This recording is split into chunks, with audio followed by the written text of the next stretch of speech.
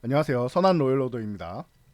자, 코스피가 내리막길을 걷기 시작하면서 개인 투자분들이 진퇴양난에 빠졌는데, 자, 어떠한 상황인지 잠시 후 자세히 확인해 보도록 하겠습니다.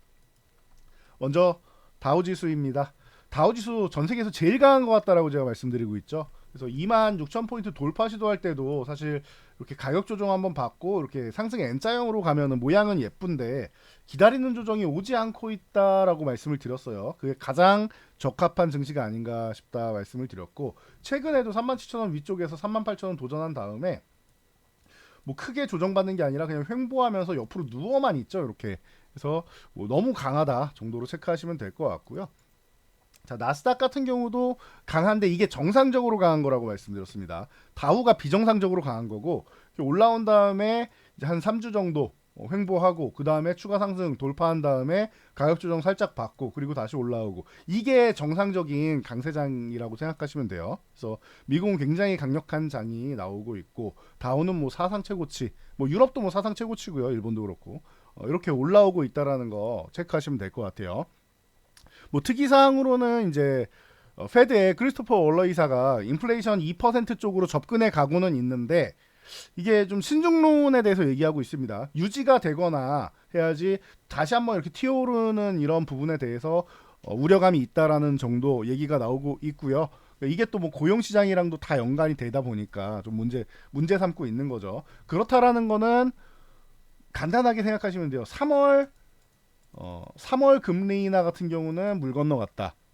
제가 3월은 가능성이 낮다라고 계속 말씀드렸죠. 일부 급진적인 비둘기파, 매파적인 의견도 급진적인 사람들이 있지 않습니까? 그런 것처럼 너무 강력하게 극소수의 의견에 이게 뉴스에 나오는 이유는 소수의 사람이 이렇게 생각하는 사람도 있다라는 거예요. 뉴스는 좀 특이한 게 이제 좀 많이 올라오죠. 그러다 보니까 평범한 것보다는 특이한 거, 평범한 거는 뉴스거리가 안 돼요. 여러분들 잘 보지도 않고요. 그러다 보니까 3월에다가 집중을 해가지고 우리나라에서 계속 3월 했는데 가능성 낮다라고 했어요. 이거 빨라야 5월이고 5월도 빠른 거고 7월은 가능성이 매우 높다라고 말씀드렸어요.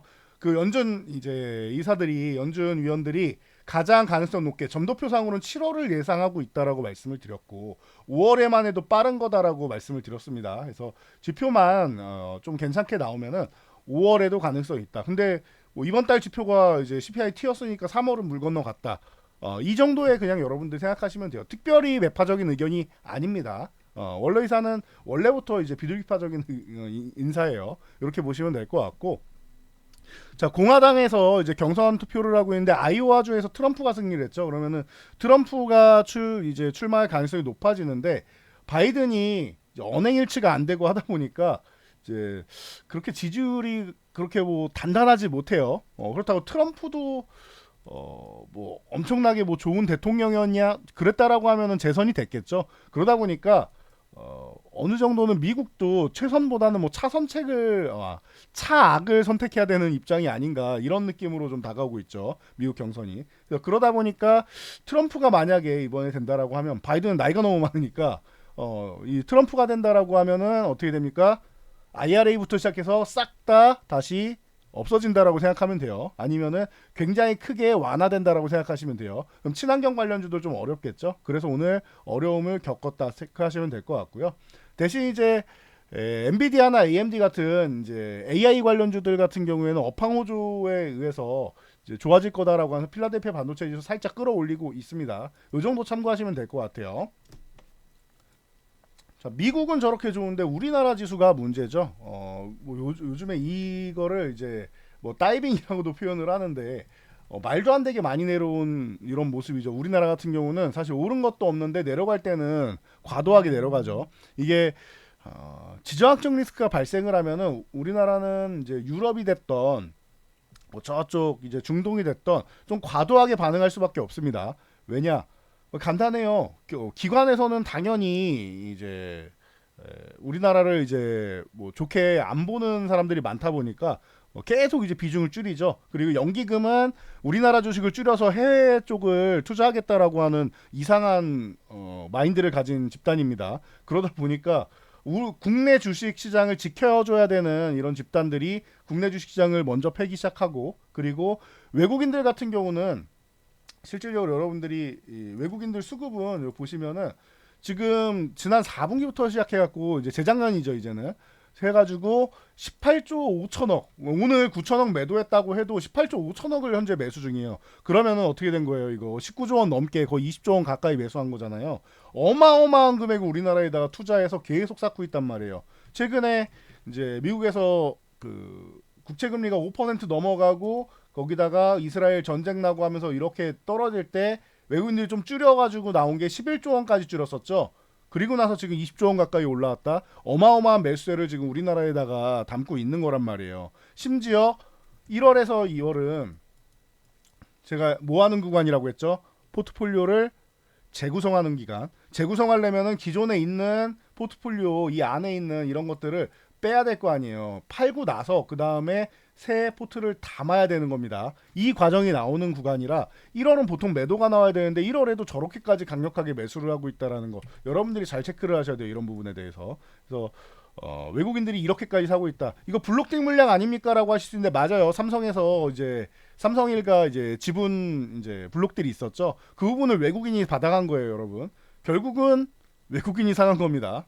이해되시죠? 그래서 블록딜 이슈가 있어도 외국인이 산 건 맞습니다. 그렇기 때문에 어마어마한 이런 수급을 외국인들이 뒷받침해주고 있다라는 거 잘 체크하시면 될 것 같아요. 그래서 최근에 외국인들 패턴은 파생 쪽으로 선물 옵션 쪽으로 파생 쪽으로만 하방을 대비해서 이제 좀 눌러 놓은 거고 그리고 콜옵션으로 해서 위에 막아놓고 선물 매도로 이제 아래쪽으로 끌어내는 거죠. 파생으로만 진행을 하고 있고 그래서 굉장히 이게 아깝다고 그랬어요. 외국인들이 3만 계약 정도 매수를 우일해서 상방향을 다 만들어 놨었는데 이거 다 도로아미탐을 된 거죠. 자 그래가지고 이 부분이 조금 아쉽긴 하지만 어찌됐건 파생 쪽으로만 매도를 했지 주식을 매도하진 않았어요. 주식은 오히려 샀습니다. 네. 주식 같은 경우는 외국인들이 오히려 더 많이 사고 있다. 그럼 즉 이게 무슨 뜻이냐?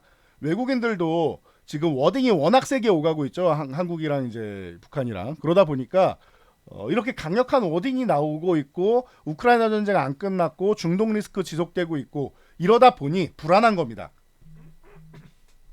외국인들 입장에서 우리나라는 아직도 전쟁 국가예요. 휴전 국가예요. 우크라이나 러시아도 새로운 전쟁이 아니라 기존에 이제 휴전을 하고 있다가 전쟁이 다시 발발한 거죠. 이런 것처럼 해외 입장에서는 외국인들 입장에서는 우리나라도 휴전 국가고 아직 전시 중입니다. 그러다 보니까 이렇게 워딩이 세게 오가면은 뭐 주적이다 뭐 이런 뭐 언제는 뭐 주적이 아니었습니까? 워딩이 저렇게 세게 오가면은 불안한 이미지가 들어오는 게 당연한 겁니다. 그런 거에 비해서 주식을 팔고 있지 않고 오히려 사고 있다라는 거 단기적으로 리스크가 끝났을 경우에는 금방 회복될 수 있다라는 거 요 정도까지만 여러분들이 체크를 하시면 될 것 같습니다. 그래서 보시면 될 것 같고요. 오늘은 조금 아깝죠. 필라델피아 반도체 지수 그렇고 AI 관련 쪽도 저렇게 좋았다라고 하면 우리나라 반도체주들은 조금 반등이 나와도 이상할 게 없는 구간이었는데 저런 부분이 조금 아쉬운 거죠. 지정학적 리스크가. 그래서 코스닥 같은 경우도 최근에 890 다음 저항까지 예쁘게 도전해놓고 휴식하는 거 자연스럽다고 했어요. 840 흔들기까지는 괜찮은데 여기서 급락 나오는 건 그건 좋지는 않습니다. 840 이런 식으로 흔든 다음에 뭐 이번 주 후반이나 다음 주 초까지는 회복해주면은 다음 주까지만 회복해줘도 됩니다. 근데 다음 주 초까지 회복이 된다, 한 3일 안에 회복된다라고 하면 가장 좋은 거고요. 이렇게 회복된다라고 하면은 코스닥도 문제가 없다 정도로 체크하시면 될 것 같아요. 그래서 코스닥은 조금 더 지켜봐야 되고 코스피는 여러분들이 이제 매수할 비중도 없고 심지어 최근에 뭐 B2도 많이 한다라고 하는데 그러다 보니까 진퇴양난에 빠져 있는 것 같은데 지금은 내가 보유한 종목이 좋은 종목이면은 조금 버티고 기다리시면 되는 거고요. 아니다 싶으면 예를 들면 주도주 섹터다. 그리고 실적이 좋은 섹터다 그러면 좀 중장기적으로 기다리시면 괜찮고 아니다 싶으면은 이제 슬슬 이제 낙폭가 대주들 보이기 시작하니까 그런 쪽으로 보는 것도 나쁘지 않습니다. 그래서 좀 시원찮은 종목이다 싶으면은 내가 단기 트레이딩 하려고 들어갔다 싶으면은 종목을 조금 빠르게 움직일 수 있는 쪽으로 교체하시는 것도 방법이 돼요. 이 정도까지 체크하시고 SK하이닉스 13만원 흔드는 거 괜찮다라고 말씀드렸어요. 13만원 흔드는 거 이 구간까지 내려오는 거는 뭐 자연스러운 조정인데 생각보다 뭐 하이닉스는 많이 안 밀린 거라고 말씀을 드렸습니다. 그리고 안정적이니까 이런 종목들은 이제 13만원 전후 구간부터 모아갈 수 있다라는 거. 삼성전자는 이제 언팩 행사가 있죠. 그러다 보니까 요 종목에 대해서 좀 기대감을 갖는 분들이 계셨는데 오늘 밀린 거에 대해서 실망하신 분들도 일부 있을 겁니다. 그런데 미국에서 AI 쪽으로 저렇게 좋게 얘기가 나오고 있고 종목들이 반응을 하고 있는데 세계 최초로 온디바이스 AI를 탑재한 이 스마트폰이죠. 갤럭시 S24를 공개한다라고 해요. 뭐 AI 폰이라고 하는데 세계 최초에 공개하는데 삼성전자가 이렇게까지 아직 공개도 안 했습니다. 언팩에서 실망했으면 모르겠는데 CES에서 기대감 잔뜩 만들어 놓고 언팩에서 공개하겠다인데 이렇게까지 밀리는 건 좀 과도하죠. 이건 우리나라 지수를 밀어내리겠다라는 뜻 정도이기 때문에 요런 거는 이제 지정학적 리스크만 해소되면 바로 회복된다라고 생각하시면 돼요. 그래서 요런 거 보시고 최근에 그러다 보니까 제주 반도체나 이런 종목들 엄청난 시세 보였죠. 이거는 오히려 공개되고 나면은 이제 선상승 효과가 나왔으니까 재료 노출로 이제 한번 쉬었다 가는 타이밍 만드는 게 이 기업을 위해서 더 좋습니다. 주가 자체가 추후에도 움직이려면 좀 쉬었다 가는 게 낫습니다. 그리고 오히려 리노공업이나 이런 미리 신 종목들 있죠. 리노공업도 최근에 20만 원 구간에서는 반등, 22만 5천 원에서는 휴식해서 이렇게 박스권 만들고 있는데 리노공업이라던가 아니면은 신규 상장주지만 퀄리타스 반도체가 움직임이 좋다라고 말씀드렸죠. 3만 원까지는 기본적으로 여기 돌파하면 시세 만들 수 있다 말씀드렸는데 5만 원 갔다 왔습니다. 16,000원부터 갔다 온 거예요, 이거. 그래서 5만 3천 원까지 갔다가 지금 이제 3만 원 중후반 정도까지 내려와 있는데 이런 종목들 잘 쉬고 있죠. 그리고 뭐 오픈 엣지 테크놀로지 제가 이건 작년부터 계속 강조해드린 종목이니까 오픈 엣지 테크놀로지 기존에도 낙폭가대다 말씀드리고 지금 이 종목이 이제 13,000원부터 해서 뭐 2배 이상 올라와 있죠. 그리고 나서 쉬고 있는데 이 종목도 24,000원 다시 회복하면 또 추세 만드는 거고요. 그리고 칩스앤미디어 제가 이거는 2016년부터 교육해드린 종목이니까 이제 귀에 못이 박히도록 여러분들 이제 많이 들은 종목이죠. 그래서 미래 지향적인 종목인데 당장은 아니고 앞으로 굉장히 기대가 된다. 뭐 메타버스 그 당시엔 VR이라고 말씀드렸는데 VR 자율주행 뭐 등등 해가지고 칩셋미디어랑 모회사인 텔레칩스가 기술력이 앞으로도 꾸준히 발전해야 된다라고 계속 말씀드렸는데 지금 잘해주고 있습니다. 3만 원 아래 내려와 있는데 이런 거 이제 좋은 것 같고요. 그리고 어버브 반도체나 이런 뭐 작은 종목들 후발주 종목들도 크게 상승했다가 이것도 7,000원대부터 올라왔죠. 16,000원까지 갔다가 쉬고 있는데 이런 종목들 이렇게 관심 가져볼 만한 종목들이 있어요. 이렇게 낙폭가대한 종목들 충분히 실시하는 침텍 같은 경우도 추세 만들어서 올라가다가 최근에 좀 쉬고 있고 그리고 뭐 이미지스라던가 이런 작은 종목들도 움직이다가 쉬고 있는 이런 종목들 많으니까 이쪽으로 좀 보시면 좋을 것 같아요. 그리고 AI 쪽이니까 이스트 소프트나 이런 쪽이 최근에 GPT 스토어 이슈로 해서 올라온 다음에 아직 안 내려오고 있습니다. 그래서 요거는 이제 강한 종목 좋아하시는 분들은 정말 짧게만 보신다, 단기 트레이딩이다라고 생각하고 보시면 될 것 같아요. 폴라리스 오피스도 계속 강조해드렸는데 드디어 이제 7,000원 구간 간 다음에 쉬고 있죠. 오늘도 이제 7,000원 쪽 다시 한번 돌파 시도하는 거 보니까 수급은 굉장히 좋습니다. 참고하시면 될 것 같고 솔트룩스 같은 종목이 이제 쉬고 있는데 요런 종목이 이제 나는 이스트 소프트나 폴라리스 오피스 너무 위쪽에 많이 올라가지고 이런 거 못 사겠다. 나는 바닥권에 있는 거 사고 싶다 하시면은 솔트룩스 같은 거 볼만하죠. 갤럭시 S24랑 이제 어느 정도 협업했다라는 얘기가 나오고 있으니까 참고하시면 될 것 같고요. 자, 그 예멘의 후티 반군하고 미국하고 서로 이제 보복전 계속하고 있는데 이러다 보니까 해운주 그 중에서 이제 대한해운이 컨테이너 쪽에 영향이 있다라고 말씀드렸어요. 물론 가장 영향이 있는 거는 HMM인데 HMM 같은 경우는 이제 매각 이슈가 있다 보니까 대한해운 같은 경우 올라온 게 이게 정상적인 거라고 말씀드렸고 3,000원 돌파 시도하면서 상한가 들어갔는데 3,000원 구간을 탈환하지 못하고 여기 매물대가 굉장히 많다 보니까 다시 한번 좀 내려와 있다 생각하시면 될 것 같고요. 그리고 흥하해운 같은 경우가 탄력적으로 좀 움직일 수 있는 종목이다 했는데 5,000원에서 계속 걸리고 있습니다. 이렇게 연속적으로 계속 걸리면 보통 한 번은 이렇게 조정받고 쉬었다 움직이던지 아니면 취세가 끝나던지 이렇게 되니까 참고하시면 될 것 같고 STX 그린로직스나 이런 거는 이제 바닥권에서 아직 안 움직이는데 거래량은 실렸습니다. 그럼 내일부터 해가지고 거래량 다시 실리는지 봐야 돼요. 안 실리면은 이제 관심 안 가져도 되고요. 자, 동방하고 KCTC 이쪽 같은 쿠팡 관련주, 운송 관련주 쪽 볼만합니다 말씀드렸었는데 계속 안 움직이고 있다가 후발주로 올라왔죠. 결국에는 움직일 놈은 움직입니다. 태용로직스 같은 경우도 마찬가지입니다. 태용로직스도 후발주를 이렇게 올라와서 움직임이 나왔다 정도로 보시면 될 것 같고요.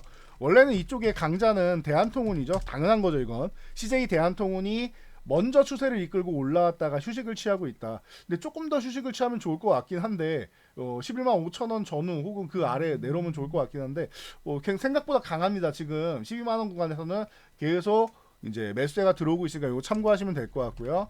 한익스프레스 같은 경우가 이제 같이 볼만합니다 하고 항상 말씀드리는데 급등으로 흐름 나온 이후에 한 2배 올랐죠. 그리고 다시 오른 거 하나 없이 도라미탑을 제자리 돌아와 있습니다. 그러니까 이런 거 이제 싸게 사고 싶다 하면 이런 거 볼 수 있겠죠. 한익스프레스 같은 거 참고하시면 될 것 같고요. 저쪽 중동 쪽 리스크가 계속 지속되니까 곡물 이슈 나오고 있죠. 미래생명자원 추세 만들면서 올라가고 있고 한일사료가 오늘은 조금 더 이제 급등 흐름이 나오는데 얘는 그동안 오른 게 없으니까 급등이 나온 겁니다. 그리고 뭐 고려산업이라든지 뭐 한탑이라든지 이런 종목들 이제 움직임이 조금씩 나오고 있다. 후발주 쪽으로 곡물주가 움직이고 있다 보시면 될 것 같고요. 한반도 지정학적 리스크까지 뭐 계속 나오면 빅텍이 움직이는 게 가장 자연스럽다고 했죠. 하나에어로스페이스나 현대로템 그리고 뭐 LIG넥선 이런 종목들은 사이즈가 너무 크다라고 말씀을 드렸어요. 그래서 트레이딩 쪽으로는 빅텍이 보통 대장이다 말씀드렸는데 최근에 꾸준하게 4,000원부터 해서 거의 7,000원대까지 올라와 있는 모습이고요. 그리고 오늘은 스페코가 상한가에 들어가면서 강력한 모습을 보였죠. 그래서 스페코 그리고 그 뒤에 뭐 휴니드 이런 종목들 이제 조금씩 움직이고 있다라는 거 체크하시면 될 것 같고 한일단조 같은 경우는 테마성으로 움직이지는 않는데 요것도 방산주 쪽에 해당되니까 영향을 받고 이제 자동차 부품하고 이제 방산 이제 쪽하고 단조 쪽으로는 워낙 뭐 기술력이 좋다 보니까 탄두 만들고 뭐 예를 들면 천궁에 들어가는 그리고 이제 뭐 곡사포라던가 뭐 여러 탄두 쪽으로 해서 이제 기술력이 있습니다. 그래서 진짜 풍산 좋아하는데 풍산의 하위 호환 정도라고 생각하시면 될 것 같아요. 그래서 한일단조가 이제 움직이기 시작했다. 오늘도 장주 한 13% 정도까지 올라갔다 내려왔죠. 이 정도까지 생각하시면 될 것 같고요. 개별 종목으로는 IQ가 이제 최근에 좀 이제 2,500원을 계속 돌파 못하고 있을 때 드디어 넘어왔습니다. 자회사인 커서스바이오가 비만 당뇨 치료제 이 최근에 가장 뜨거운 감자가 비만 치료제 당뇨 치료제죠. 비만 당뇨 치료용 신약을 탑재한 마이크로 니들 패치의 효능을 입증했다라고 해요. 아이큐어 같은 경우도 이제 패치제 그러니까 치매 패치제 도내 폐질 쪽으로 해서 유명해진 기업이죠. 치매 환자분들은 이제 알약이나 이런 약을 삼키는 거를 힘들어하기 때문에 붙이면은 이제 너무 편안하게 약효가 듣는다라고 해서 이제 이슈가 됐었는데 당뇨 비만도 당연히 뭐 먹는 거나 이제 주사 맞는 거보다는 붙이는 패치제가 있으면은 다들 뭐 좋아하시겠죠. 저도 한번 뭐 효능이 좋으면은 궁금하긴 하네요. 그래서 이런 아이큐어 같은 경우가 이렇게 개별 이슈가 있었다 생각하시면 될 것 같고요. 제가 주도주 쪽 반도체주 오늘도 말씀드렸고 최근에 뭐 로봇주라든지 AI 관련주 계속 낙폭이 과대한 종목들 못 오른 종목들 말씀드리면서 다들 많이 움직였는데 지금은 이제 엔터주라든지 의료 AI 관련주, XR 관련주 이런 쪽에서 못 오른 종목들 많으니까 좀 보시면 좋을 것 같아요. JYP 같은 경우가 뭐 이치가 앨범 냈는데 판매량이 저조하다라고 해서 지금 오히려 뭐 저점을 깨고 내려와 있는데 좀 과도하지 않나 싶습니다. 엔터주는 뭐 실적도 괜찮고 한데 앞으로 발전 가능성이 더 좋고 한데 뭐 이 정도면 좀 과도한 것 같고요. 뭐 하이브 같은 경우도 최근에 이제 휴식을 취하고 있는데 워낙 단단하게 올라오다 보니까 23만 원 흔들기 정도 나왔다 보시면 되고 오히려 하이브 같은 경우는 지금 뭐 다시 한번 이제 건드려 볼 만한 구간이 아닌가. 그래서 엔터주들도 여러분들 좀 관심 가져볼 타이밍이 오지 않았나 싶습니다. 그래서 다시 한번 뭐 한번 체크해 보시면 좋을 것 같습니다. 그래서 지금은 이제 기존의 주도주들 낙폭 과대주를 먼저 말씀드렸고 그 다음에는 이제 저평가 실적주나 아니면 단기적으로 이제 낙폭이 과대한 종목들 이런 쪽을 여러분들이 보실 수 있으니까 이쪽으로 잘 선회해가지고 여러분들 체크하시면 될 것 같습니다. 혼자 하기 어려우시면 언제든지 저희 손한스탁과 함께 하시면 될 것 같습니다. 전 여기까지 말씀드리고 물러가도록 하겠습니다. 영상이 도움되셨다면 여러분들 주변 분들께도 저희 채널 추천 한번 부탁드리고요. 영상 잘 참고해서 모두 안전 투자하시기 바랍니다.